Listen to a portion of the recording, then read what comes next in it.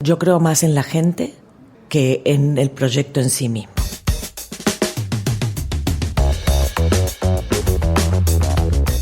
Hola a todos y bienvenidos a Innovación Bancolombia, un podcast de Bancolombia en coproducción con Emprendete, donde nos sentamos a hablar con expertos sobre transformación digital, tecnologías disruptivas y economía digital. La idea de estos episodios es que aterricemos la innovación y la volvamos sencilla y para todos, a través de historias y experiencias de expertos en diferentes temas. Si nos están escuchando en Spotify, en Apple Podcast, en Google Podcast o en donde sea, recuerden que también nos pueden escuchar en el portal de innovación de Bancolombia, donde van a encontrar artículos, infografías, videos y más episodios sobre temas como inteligencia artificial, analítica, big data, ciberseguridad, entre otros. Entonces escuchen este episodio tranquilos y si quieren más vayan a www.grupobancolombia.com/innovación. Y bueno, si ya han escuchado otros episodios y les han gustado y si este les gusta, por favor déjenos una reseña de 5 estrellas en Apple Podcast o síganos en Spotify. Eso nos ayuda a llegar a más oídos.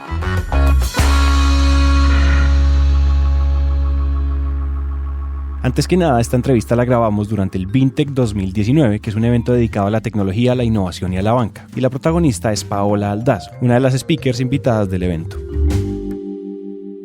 Los procesos de innovación a veces parecen abstractos, como algo que hacen los científicos locos o los supergenios en las empresas más grandes, cuando en realidad hay unos elementos que siempre están presentes y que se pueden utilizar como herramientas de creación de cosas nuevas. Esto no solo aplica para la innovación a nivel de empresa o de productos, sino que cualquier persona puede convertirse en alguien innovador, porque siempre hay algo que se puede hacer de una forma diferente, desde lo más pequeño del día a día hasta los proyectos más grandes. Nuestra protagonista en este episodio es alguien que decidió respirar todos los días el aire de la innovación, y nuestra charla con ella fue una explosión de sabiduría que salió volando por muchos temas. Por eso este episodio no es una historia que va de A a B, sino un flujo de ideas muy poderosas y muy valiosas que van una después de la otra. Mi nombre es Paola Aldaz.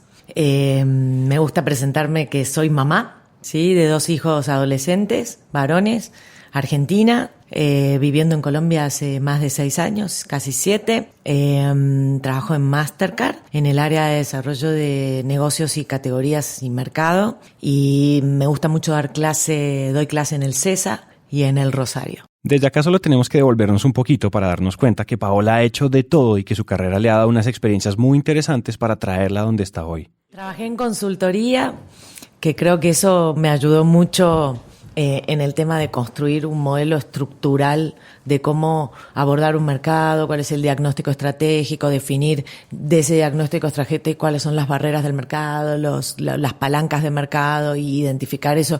Yo creo que la Boston Consulting Group y Andersen me han dado toda la estructura estratégica con la que después me permite mirar el mundo con otros ojos. La verdad que muy agradecida por eso.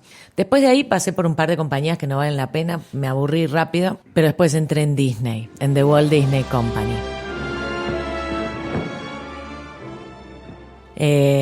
Y el primer proyecto que me tocó fue lanzar El Rey León. O sea, imagínate los años que estoy hablando, porque ahora ya estás lanzando la parte digital. Así que cuando yo era dibujito, se pintaba con lapicito. Pero fue el producto mejor vendido de Disney, en la historia de Disney. Más que Bambi, más que Nemo, más que todos, porque El Rey León logró consolidar un modelo de negocio que tenía no solo licencias, tuvo extensiones de línea como Hakuna Matata, y hicieron las historias de todos los personajes, porque ahora es común eso, pero en esa época no era común. Y también fue como un turning point de Disney en donde empezó a entender la felicidad de una manera distinta. Ellos en su estructura siempre la felicidad lo entendían como que si algo dramático te pasaba en la vida, como una muerte, y fíjate que Bambi, Nemo, Mufasa, a partir de eso vos podías conseguir la felicidad. Pero a partir de ahí empezaron a crear un modelo en donde la felicidad no necesariamente tiene que ver con algo dramático, pero sí con la tristeza, y ahí hacen esta película Inside Out, que es una maravilla de película. Entonces pasé por varias áreas, manejé canales de televisión, Disney Channel, después manejé Radio Disney, manejé como mucho multimedia, licencias. Fue una época muy interesante porque Disney es una marca que te enamorás o te enamorás. No conozco a nadie en el mundo que no le guste Disney, exactamente. Y después de ahí entré a Coca-Cola porque dije, Bueno, ya del mundo de los contenidos quiero manejar cosas reales, camiones, P&L, que se toque, y entré a Coca-Cola y entré a manejar una marca que yo amo, que se llama Sprite, que tal vez acá no tiene tanto, pero en Argentina es bastante importante, con una campaña que se llamaba Las cosas como son, ese fue mi primer proyecto. ¿Tú estuviste detrás de las cosas? Sí, señor, sí, señor. Yo no sabía antes, yo soy fan Sí, tuyo desde señor. hace mucho rato.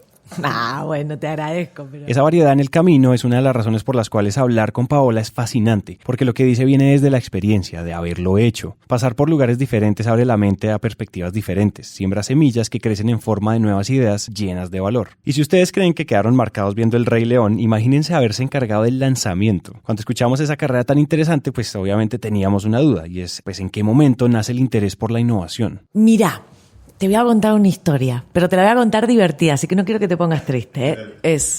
Yo creo que por lo menos lo que me pasó a mí es que nació a partir de un drama. Y yo no creo que haya nada imposible, nada, salvo la muerte. Y esto, yo fui deportista de alto rendimiento, muchos años, ¿sí? Cuando era chica. Y me rompí la rodilla cuando tenía 18 años, en varios pedazos, fractura de tibia y peroné y ligamento cruzado. Y en esa época todos los médicos me dijeron que no iba a volver a caminar bien, entonces que me olvide de correr, porque yo era maratonista. Y resulta que hay un señor que en ese momento tenía 29 años, que hoy es el médico de los Pumas, donde hacía una terapia experimental que era artroscopía. Y es el único que me dijo, vos vas a volver a correr. Yo tenía la rodilla hecha pedazos. Y a los 90 días salí primera en la maratón Adidas.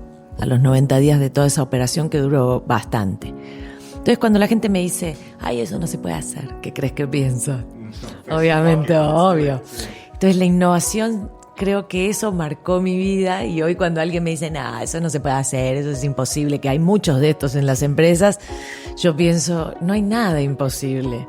Salvo la muerte, obviamente, porque tampoco soy loca, pero digamos que el motor de innovación nació a partir de un tema físico y de que el cerebro puede mucho más que el cuerpo.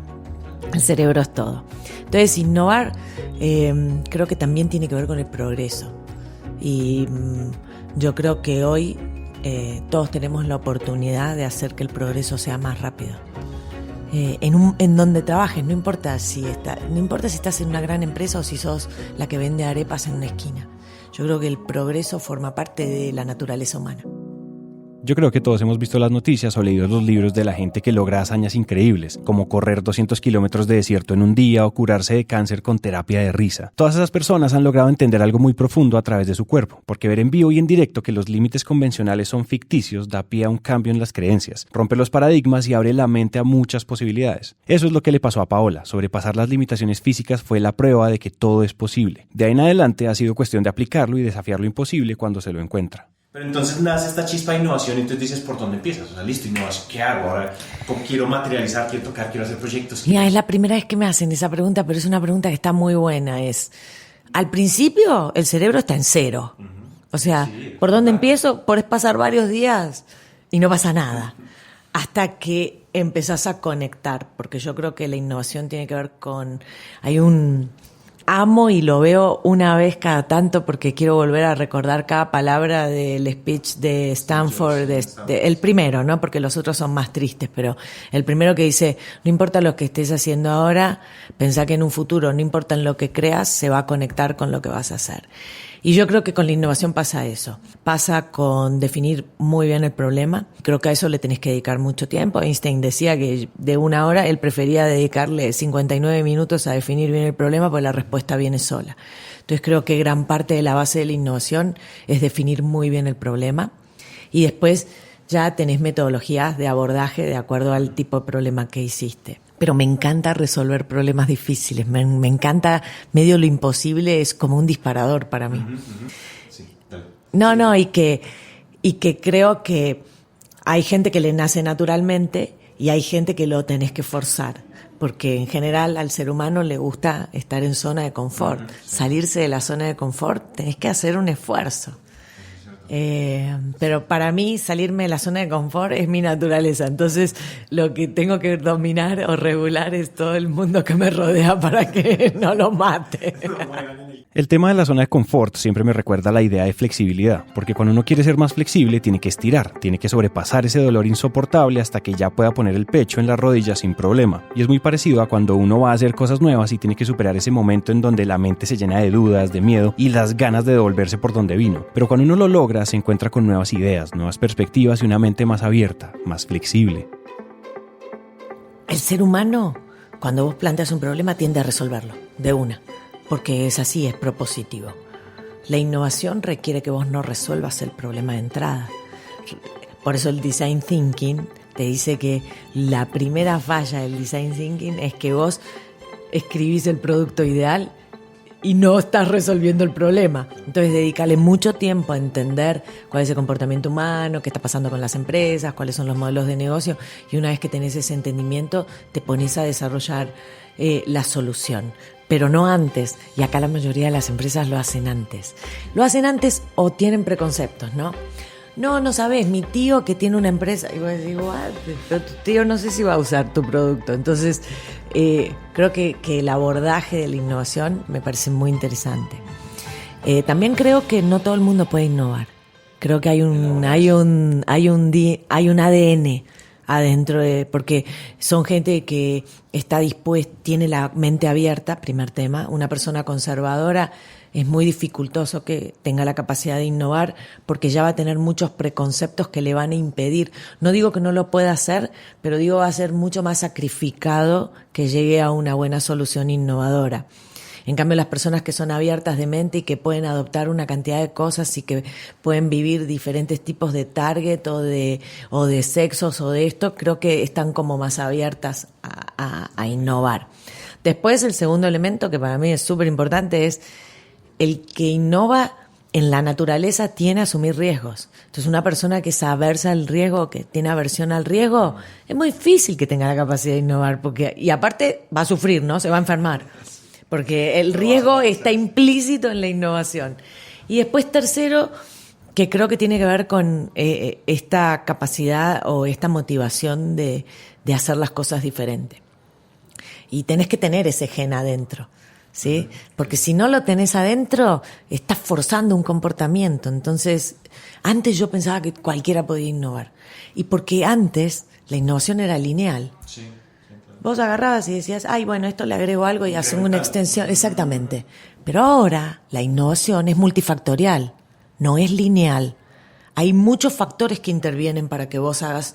Entonces, una persona que no tenga capacidad de hacer connecting dots, no lo puede hacer. Okay. Era mucho más fácil innovar hace 10 años que ahora. Sí, subirle, ponerle una cámara más, un lente más, otro lente más, exacto, otro lente más. Exacto. ¿Sabes cómo se llama eso?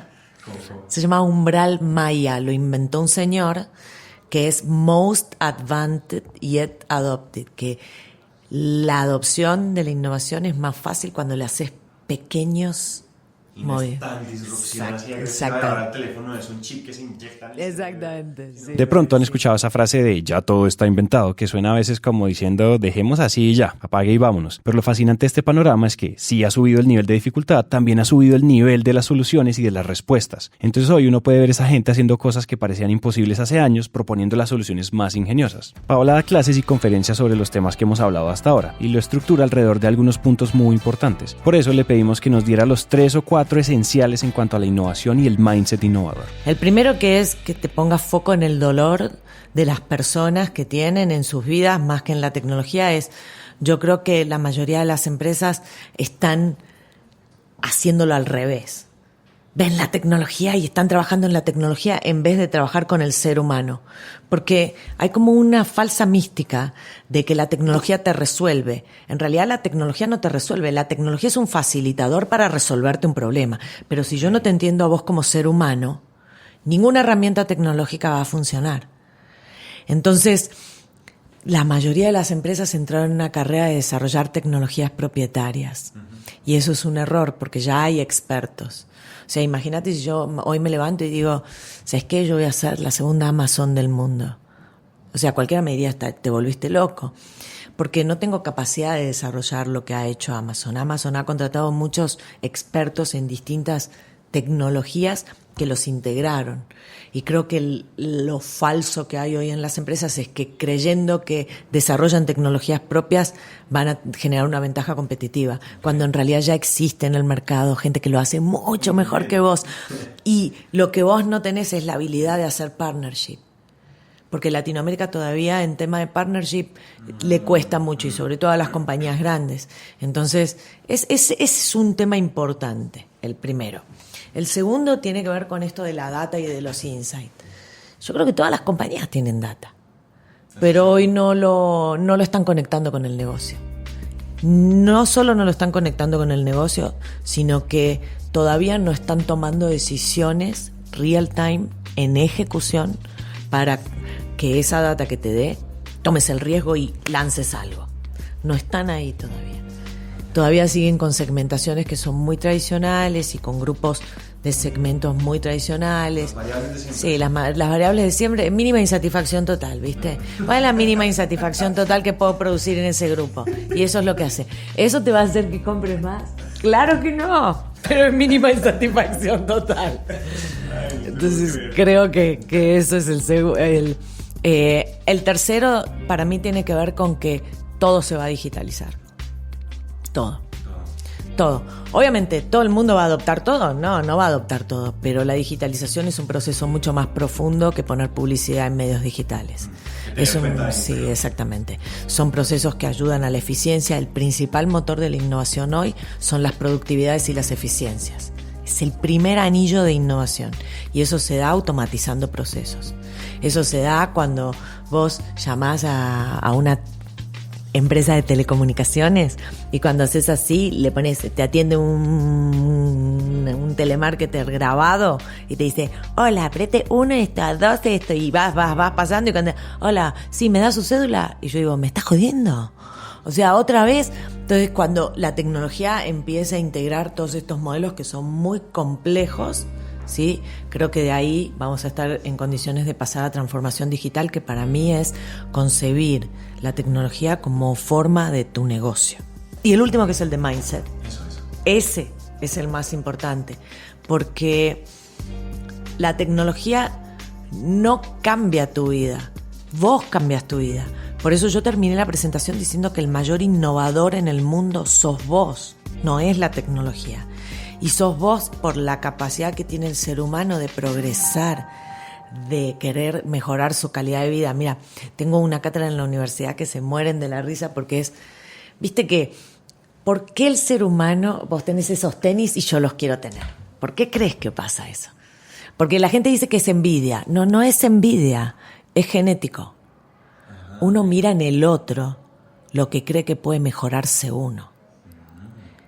Y la aspiracionalidad de marketing que tú hablas es genética. Uno quiere ser mejor y mira en el otro lo que tiene mejor que uno para poder tenerlo para evolucionar. El mindset es eso. Nosotros, nuestra naturaleza humana nació para evolucionar. Y todo lo que tenés a tu alrededor, sea gente o sea contexto, te sirve para vos escalar tu modelo mental. Nuestro cerebro tiene una capacidad infinita de hacer muchas más cosas de las que hacemos. Y hoy tenemos un mundo que tiene muchos estímulos para que nosotros podamos desarrollar eso. Entonces, por eso digo que el mindset es lo más importante. Estar abierto a nuevas cosas, adoptar cosas nuevas, probar cosas. No te gustan, listo. El cerebro no es un músculo, pero funciona como un músculo. Solo funciona cuando está abierto. Tener en cuenta estos puntos es súper importante y, como cualquier otra cosa, se pueden mantener presentes si uno los mastica todo el tiempo y hace el ejercicio activo de aplicarlos. Por ejemplo, los pueden convertir en preguntas y los van respondiendo cuando estén haciendo un proyecto, pensando en una solución o haciendo una lluvia de ideas. Imagínense si uno se toma el tiempo de preguntar si lo que está haciendo tiene al ser humano como el centro o si está utilizando los insights de la data del negocio. Esto podría ser muy útil para enfocar las cosas o traer claridad. Te voy a contar una anécdota. El año pasado vino otro gurú con el que yo me he cruzado varias veces, que escribió todo lo que es Brand Show, que es Martin Lindstrom. Uh-huh. Vino el año pasado en EXMA y él es un gurú de la segmentación. Es un canadiense. Small Data. Exactamente. Escribió Small Data, que vino varias veces. Y tuve la oportunidad de hablar con él y él me decía, mira, Paola, la segmentación del futuro es la emocional. Lo que pasa, yo lo menciono en mis charlas, pero todavía no tengo forma de cómo ejecutarlo. Pero la data me va a permitir hacer eso. Lo que pasa es que es muy disruptivo para las empresas segmentar por emoción, ¿sí? Entonces dice, ¿cómo vas a poner los rabiosos acá, los amantes acá? Entonces dice, todavía no lo tengo, estoy escribiendo un libro sobre eso. Entonces, yo sí creo que somos seres emocionales y creo que vamos a mezclar muchas cosas de la tecnología para poder hacer eso. Lo otro que me estabas diciendo de la data es, hoy hay muy pocas empresas que tienen perfilaciones. Sí tienen segmentaciones, pero no tienen perfilaciones, porque para perfilar tenés que tener un track record de comportamiento. O sea, yo ahora uso el Nike Run y el Nike Run me dice, estás corriendo menos que ayer. ¿Por qué tiene esa data? Porque hace un año que estoy grabando las carreras. Entonces, todavía no estamos llegando a la perfilación, pero la perfilación es lo que te va a determinar un predictivo de comportamiento. Que la máquina, por los comportamientos que tengas, te tire una forma de comportarte. Y eso va a estar buenísimo. ¿Va a ser para todos? Probablemente no. Pero, qué sé yo, una Alexa a mí me va a servir porque necesito que alguien me organice la casa a la mañana. Y probablemente mi mamá no necesite Alexa, pero mi mamá sí necesita el Waze. Que le diga dónde está el supermercado y si hay lugar en el estacionamiento y dónde está el lugar. Entonces cada uno va a elegir de acuerdo a sus preferencias. No creo que esta carrera loca sea que todos nos vamos a tecnificar y vamos a tener microchip en el cerebro. No creo que pase eso. Creo que va a funcionar igual que en el siglo XV, pero con el contexto actual, con mucha más calidad de vida. Y con tasas de adopción mucho más cortas. Muchas más cortas. Y de cambio más rápido. Ay, qué sé yo, vos me preguntabas, yo siempre quise tener un Porsche 911. Creo que alguna vez en mi vida siempre soñé con tener eso. Pero hoy creo que los autos eléctricos que son más aspiracionales para mí en este momento de mi vida que un Porsche 911. Entonces, es como que también te permitís cambiar, ¿sí? Porque evoluciona todo más rápido. La idea de la perfilación emocional puede sonar medio loca, pero cuando uno le pone perspectiva, la era digital solo lleva un par de décadas y eso significa que este periodo de la historia hasta ahora está empezando. Lo más sorprendente no ha pasado y hay muchas cosas interesantes por hacer. Dentro del tema de la innovación, Paola nos contó que el mindset le parece la parte más importante de la discusión, porque son las personas las que hacen los cambios y materializan el progreso. Por eso le pedimos que profundizara y nos dijera cuáles son los pilares del mindset innovador. Ok, el primero es el prejuicio. Si yo ahora estuviera vestida desnuda, vengo acá desnuda, desvestida, vos no tendrías la misma percepción que tenés de mí que ahora yo vestida, ¿cierto? Sí. Entonces el prejuicio es lo primero. Tu cerebro está preparado porque es eficiente y a medida que vas creciendo va poniendo un montón de prejuicios, ¿sí? Anterior a un juicio, porque como es eficiente analiza y dice, listo, ella es así. Entonces, para sacarte el prejuicio encima es muy difícil, porque tenés que evitar pensar lo que naturalmente pensarías. Lo que estás cableado. Exactamente. O lo que tus papás te enseñaron, ¿viste? Que eso también es importante. Ese es el primero, el prejuicio. El segundo tiene que ver con entender al otro. Que eso muchos de los libros lo llaman empatía, lo llaman observación, depende de la disciplina que estés. Y eso tiene que ver con que somos seres emocionales. Y la emoción nos juega muy malas pasadas porque las emociones no son cuestionables para el ser humano. Si yo ahora viene alguien y me dice, ¿sabes qué? No te quiero. ¿Qué puedes decir a eso? No, es un argumento, no es cuestionable. Y encima a las emociones le creemos. Sí. Con lo cual... Exactamente. Entonces el segundo tema es cómo manejas las emociones para relacionarte con el otro en el mindset. Porque así te sientes con una persona donde no sea nada interesante para vos, siempre puedes aprender algo. Siempre. Y hay muchas personas que no son las que tienen el mejor IQ, que me enseñaron cosas mucho más importantes que las que sí lo tienen. Ese es el segundo. El tercero, tenés que hacer cosas distintas. Generalmente yo recomiendo que vayan a ver cosas que no les gustan, porque el cerebro necesita estímulos y a mayor capacidad de estímulos, mejor poder de decisión. Pero si vos viviste en un pueblo, leíste un solo libro, fuiste a una sola escuela, tenés 2 solos amigos, es muy difícil que tu mindset se abra. Por eso la gente cuando viaja dice, lo mejor que me pasó en la vida. No es lo mejor que le pasó en la vida. Pero la posibilidad de ir a ver una cultura diferente y vos estar abierto a eso, porque cuando viajas estás abierto. No es lo mismo que cuando vivís. Vas de turista y decís, ay, bueno, me tengo que subir arriba de un elefante, me subo. Estás abierto a eso y eso te enriquece y te da estímulos para ver qué otras cosas pueden pasar en el universo y eso te permite entenderlo. Yo quise estudiar antropología y dentro de la antropología, la arqueología, que es la disciplina del estudio de los símbolos. Este es el cuarto del mindset. Somos seres simbólicos. Si sabes leer los símbolos, podés leer al ser humano. Todo lo que usás, cómo hablás, cómo te vestís, qué cosas decís, cuáles son tus preferencias, son símbolos que te construyen a vos como identidad. Leer los símbolos implica también tener un mindset mucho más abierto porque puedes conectar de una manera distinta. Y el quinto, no sé, creo que, forzarte a hacer algo que no te gusta te puede abrir el mindset. Entonces, por ejemplo, a mí me encanta la ópera, ¿sí? Pero la gente joven en general no le gusta la ópera, pero si vas a ver ópera, el cerebro se abre, aunque no te guste, ¿sí? O no te gustan las películas de terror, mirás una película de terror y eso se te abre el cerebro aunque después decidas que no te gusta.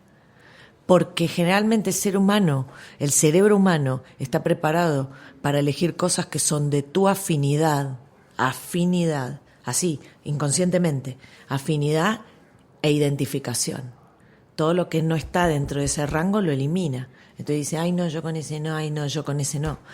Entonces, y esto te lo explico porque es muy potente esto, no voy a entrar en tecnicismo para la audiencia para que no diga, ¿y esta boba de qué está hablando? Pero todas las películas de superhéroes no hay a nadie que no le gusten.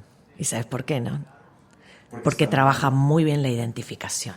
Muy bien, entonces vos salís y decís, quiero ser Stark, quiero ser Iron Man, ¿entendés? Porque te proyectás como eso.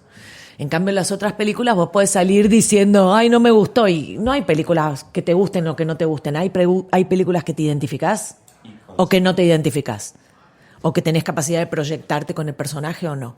Entonces, cuando la gente dice, ay, no me gustó la película, no hay películas malas o buenas. El contenido se identificó con vos o no. Por eso la de superhéroes trabajan arquetipos universales, en donde siempre te conectás. Por eso tenés que hacer cosas que no te gustan, porque abrís tu mente, porque esas cosas son con las que no te identificás y te permiten abrirte. Todo esto implica trabajo, porque mirarse al espejo y retarse no es fácil. Aceptar que uno tiene muchos prejuicios o hacer las cosas más incómodas se convierte en una cuestión de voluntad. La parte más dura de poner en acción este tipo de herramientas para cambiar nuestros patrones no es solo aceptarlos, porque cada uno en el fondo tiene muy claro lo que hace. El reto más grande es ignorar todas las excusas que salen para no hacerlo, estar abiertos al cambio y lanzarse al agua. Por otro lado, no hay duda de que el contexto y las personas con las que uno se rodea tienen un impacto muy importante en las creencias y en el mindset. Por eso es que Paola nos habla tanto de las personas, de entender a los demás y de trabajarse a uno mismo. Yo creo más en la gente que en el proyecto en sí mismo. Y creo en la gente porque creo que es la gente, esa mística, esa conformación de grupo, es lo que hace que después el proyecto sea exitoso. ¿Qué aprendí yo? Y en la universidad lo doy. Aprendí que todos tenemos dominancias cerebrales distintas y que por identificación vos contratás a tu igual. Y eso en innovación es lo peor que podés hacer. Vos tenés que contratar al que es muy diferente a vos, porque es el que te va a complementar. Entonces, en la formación de equipos tenés que tener las 4 dominancias cerebrales. Y te aseguro que aunque no se conozcan, si vos elegís 4 dominancias, todas distintas, la innovación es perfecta. La mayoría de las personas tienen 2 dominancias, o sos derecho o sos izquierdo. Pero en el derecho se divide en colores. Hay un modelo que se llama Hermann Brain, que en la década de 60 descubrió que no hay solo 2, sino que hay 4. Y hay una que es el estratega y visionario, que es con el color amarillo. Después está la otra dominancia, que es la relacional, la de las emociones. Un Barack Obama, por ejemplo, está ahí. Sí, o una Oprah, Ellen DeGeneres, todos esos son muy relacionales, leen los sentimientos de la gente de manera innata y los pueden hacer reír, llorar. O sea, después, y del lado izquierdo, que ya es más deductivo el cerebro, está el azul, que es el cuantitativo, es el cerebro que profundiza, es el cerebro que necesita validar con muchas fuentes, es muy preciso, articulado. Y después está el verde, que es el ejecutor, es el que ama, es un Excel andando, ejecuta, hace que las cosas pasen. Entonces, por ejemplo, un azul es Einstein y un verde puede ser, qué sé yo, una persona que está dedicada a manejar, por ejemplo, los canales de distribución y todo eso. Entonces, si vos entendés cuál es tu dominancia cerebral, probablemente te puedas complementar con otro tipo de gente donde la dominancia hacia el mundo es otra, distinta a la tuya, y te puede complementar en las ideas. Un Steve Jobs no podía haber hecho nunca nada si no hubiese tenido a su socio. O sea, no hubiese sido nadie, ¿sí? Una Coco Chanel sin Wade Mayer no hubiese sido nadie en la vida. Porque para que un proyecto salga necesitas las dos o sea, el lóbulo, todo lo que es frontal, y izquierdo y derecho. Uno solo no te alcanza. Porque uno solo es intuitivo, es un cerebro intuitivo, es un cerebro rápido, conectado, pero el otro es el cerebro racional, el que lo conecta con la tierra. Entonces, ¿qué pienso yo de la innovación? Que para armar equipos tenés que buscar gente que sea muy complementaria a vos y no igual a vos. Porque si es igual a vos, no te va a aportar nada en un proyecto. Y en ese tema, hoy se está usando mucho antropología para diseñar cosas. Hoy hay antropología del diseño, antropología digital, antropología social, antropología. Creo que la antropología es una disciplina que puede colaborar mucho porque estudia el comportamiento humano y los patrones humanos. Entonces, desde ese lugar creo que lo crea. La frase famosa que dice tú eres el promedio de las 5 personas que te rodean puede tomar un nuevo significado con la innovación, porque si ese promedio se hace entre 5 que son igualitos, pues va a ser más difícil llegar a las respuestas innovadoras. La variedad de habilidades y disciplinas son clave a la hora de buscar nuevas soluciones y es algo que se puede pensar a la hora de hacer equipos o buscar socios. Al comienzo de esta entrevista, Paula nos dijo que le gustaba presentarse como mamá. Entonces la curiosidad ya nos ganó y teníamos que preguntarle sobre cómo es la vida en casa, porque seguro tenía algo valioso que contarnos. Mira, yo tengo una relación con mis hijos muy particular, que probablemente para el estándar de la familia colombiana como loca, ¿no? Primero porque creo que las nuevas generaciones vienen con muchos temas de acceso dados. Entonces el tema del esfuerzo, o sea, yo tenía que leer libros. Y cuando yo estudiaba, por ahí tenía que leer por materia 10 libros. Mis hijos me miran y me dicen, ¿qué? ¿Estás loca? Entonces, primero entender que yo no voy a poder enseñarles nada en términos de conocimiento que a ellos les aporte, porque la tecnología y el acceso al conocimiento que hay hoy democratizado es muy, muy superior a cuando yo estudié. ¿Qué le puedo enseñar yo? Le puedo enseñar valores de vida, le puedo enseñar antropología del comportamiento, les puedo enseñar el valor del esfuerzo sin que ellos se den cuenta que es esfuerzo. Por ejemplo, yo los pongo a pagar los impuestos y una vez se me cortó la luz porque obviamente uno no pagó la luz, y el hecho de que lo experiencien nunca más dejó de pagarlo. Tuvimos 2 días sin luz y vos sabés lo que es rehabilitar acá Codensa. Entonces, creo que les pongo misiones, todos los días tengo un challenge distinto, ¿viste? Tengo una ley marcial de no devices cuando se cena, los miércoles son los días de mirar, nos gusta X Factor y todos estos así de American Idol y todas estas cosas, y analizarlo. Hay un día que les pongo una misión de hablemos de algo que les preocupa y profundicemos sobre eso y buscamos. No sé si muchas familias hacen esto, pero creo que mi rol como madre es darle las herramientas. No voy a poder, con todo lo que hay hoy en el mundo, no voy a poder competir contra todo eso. No voy a poder competir contra la Play, la Xbox, la Nintendo. No puedo competir contra eso. Lo que sí puedo hacer es mostrarles que cierto tipo de experiencias les pueden cambiar la vida, ¿entendés? Entonces, la posibilidad de que tengan mascotas y responsabilizarse de eso, de la milla extra, de ver contenido y analizarlo, que eso, viste, es difícil con un adolescente con 2 adolescentes varones sentarse, viste, y decir, che, ¿qué pensás de esto? Y qué elaborás. Les pongo misiones, viste, le enseño valores, creo que, y me informo mucho. Esta creo que es la clave. Porque para tener conversaciones con ellos, tenés que estar informado. Porque si ellos te dicen, por ejemplo, che, ma, ¿sabés lo que es el Ice Bucket Challenge? Yo tengo que saberlo. Entonces, no puedes decir, ay, no, ¿qué es eso? ¿Entendés? Porque para tener una conversación es, ay, no quiero que te tiren un balde de agua fría. Y ahí estás en la vanguardia. Entonces, busco mucho estar informada para que cuando me digan, ¿viste lo que pasó? Sí, vi, obvio que vi. Entonces, creo que tienes que mantenerte muy informado. No sé si todos los papás están en ese mismo... Pero creo que hoy se impone que estés informado para tener charla. Si no tenés charla. O sea, es como sos abuelo. Esa manera de relacionarse en la casa refleja muchas de las cosas que hemos hablado en este episodio. Por ejemplo, hay muchos papás que no entienden nada de lo que hacen sus hijos y pues lo dejan así. Pero informarse para construir un espacio de conversación es aplicar las claves que Paola nos dio hoy, como entender a los demás, hacer cosas diferentes y dejar los prejuicios. Para terminar esta conversación hay una pregunta que a nosotros nos encanta. Si tú pudieras poner en todas las vallas y en todas las pósters de la calle una frase, pero la va a ver todo el mundo, en las paraderos de buses, en las vallas, en la autopista, en todos lados, ¿qué pondrías? ¿Qué mensaje pondrías? No hay límite de caracteres. Pondría 2 frases. Primero, que es imposible, no es nada hoy.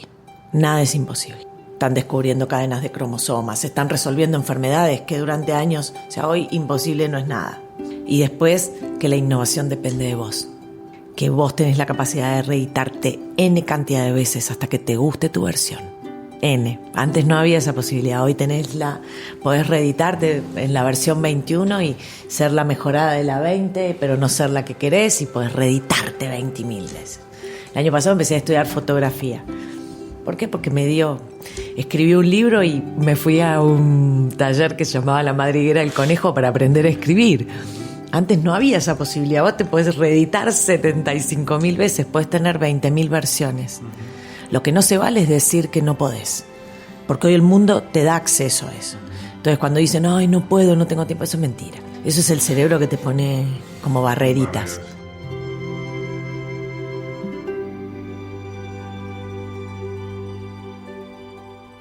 Hasta aquí llega este episodio. A Paola Aldaz, muchas gracias por su tiempo y a ustedes por llegar hasta el final. Esperamos que lo que acaban de escuchar haya logrado aterrizar algún tema, concepto o idea, o que simplemente hayamos hecho algo un poco más sencillo de entender. Recuerden que si quieren más contenido como artículos, infografías o videos sobre todos estos temas, vayan ya a www.grupobancolombia.com/innovación. Recuerden suscribirse en donde sea que ustedes estén escuchando esto, Spotify, iTunes, Google Podcast, Apple Podcast o en donde sea. Y recuerden dejarnos una reseña de 5 estrellas en Apple Podcast si este episodio les gustó. Eso nos ayuda a llegar a más personas. Este podcast es una coproducción entre Bancolombia y Emprendete, una marca de Naranja Media. Nos vemos en el siguiente episodio y gracias por escuchar.